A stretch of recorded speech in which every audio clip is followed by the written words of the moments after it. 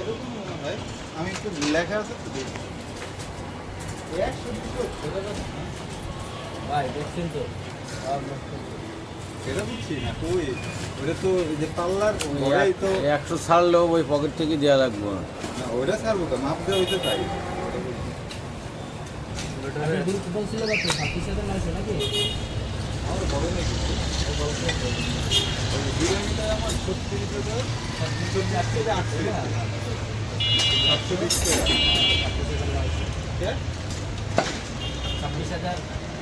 26,580 দাম ও আচ্ছা আচ্ছা 410 জন নামি তো ওটা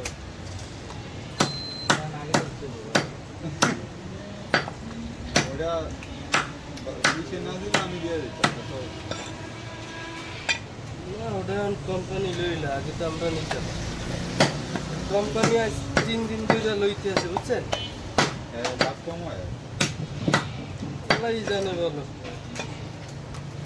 দিলে কমে না এই ওয়ার আমি রেস্টুরেন্ট চালাই তো আমরা রেস্টুরেন্টে স্টাফে খাওয়াইতাম কোনো রেস্টুরেন্টে এমন খাওয়ায় না রেস্টুরেন্টে কইতাম যে তোমরা চাই কিনা লয়া হো যে চাই খায়া বল হয় যদি নাই খাইতে পারে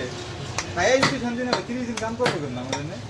রেস্টুরেন্ট ছিল ভাই আপনার না ঠিক আছে স্টাফে জিগাইতাম কালকে রাতে হ্যাঁ আমরা মাসে 2 দিন গরুর মাংস খাওয়াইতাম এরকম করে খাসিও খাওয়াইছি যে ওরা দেন আমার বড় ভাই দিন না খাইছি আমার বড় ভাই গেছে আপনার কিনতে বাসার জন্য বাজার করতে একটা মোরগ দেখে পছন্দ হয়েছে